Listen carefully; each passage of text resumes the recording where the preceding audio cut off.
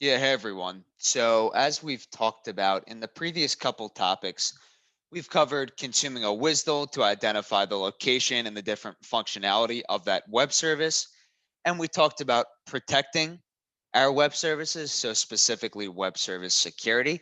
So, for today's topic, I wanted us to download SOAP UI so we can implement some of these items we talked about. So, for example, if you're querying the audit logs within Boomi, you can use the SOAP protocol. And then from that, essentially what you do is you import your WSDL, view the different functionality, objects, methods available to that. And then from there, it is protected via web service security, via username and password. So we're going to talk about how to implement that in SOAP UI and then how to implement that same project within Boomi. So first item with that is we need to download SOAP UI. So what is SOAP UI? So SOAP UI is essentially, if you're not sure, an automated testing tool used for SOAP and REST-based web services. Mainly, it's used for SOAP, hence SOAP UI. So you can essentially write, run, automate any testing if you want to do load testing. But at a high level, you can create a project, import a WSDL, view the different functionality available to it, and then from there, just perform actions on it. So we'll talk about that more in the next section. But first item we need is to download it. So I just Googled SOAP UI download. Go to the download, so the latest release. I'm going to use the open source because it's free. Currently, version 5.6 is being used. Whatever you're doing at this time, not a big deal. I'm on the Windows operating system, but if you're on a different OS, use Linux, use Mac, etc. So we have our executable here, just waiting for it to download. So SOAP UI is pretty powerful while we're waiting. There's a lot more you can do with it that's out of the scope of what we will be doing. And essentially what we will be doing is creating a project, importing the audit log WSDL, so essentially our SOAP API WSDL, performing a query action on the audit log object based on a couple different search criteria. We'll implement that web service security at a project level and then add it to our specific query string, and then we'll get the expected outcome. So that this is almost done. Just give it a minute.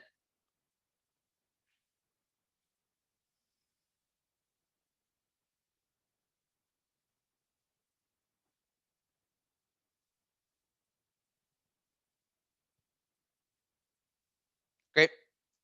Antivirus is probably just verifying it's valid, but let's open it.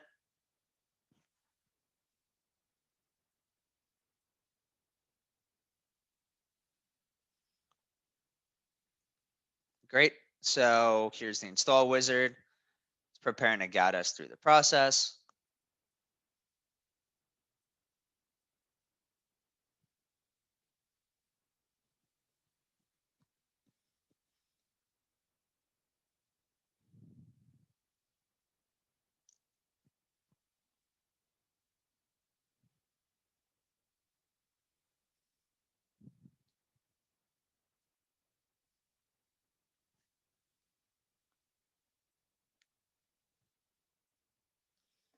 Okay, it's going to want to make a change. Just going to click yes. And then the actual installer is going to run. You'll select the directory you want to install in. If you want to add a desktop application for this, items of that sort. So we'll see that in 1 second. I'm just setting the default program file installation. No need to, I'm just setting the default for this. That's fine. We can create a desktop icon and allow it to install. And then once it's complete, it's going to ask you, do you want to open it? We'll select yes, and then we'll have SOAP UI. And then from there, we'll create our first project.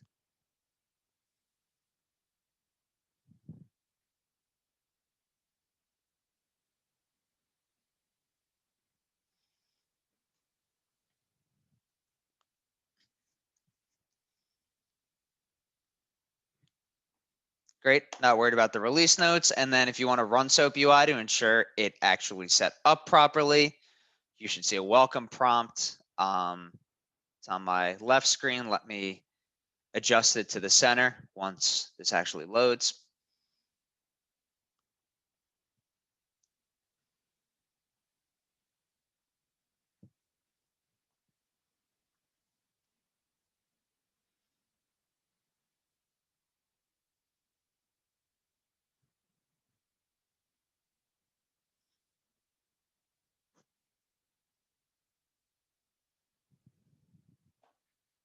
Great, just came up, and now we have SOAP UI. Not worried about Endpoint Explorer. And then from there, we'll create our project as we talked about, and we'll set up a specific action. All right, enjoy the rest of your day, guys. Bye.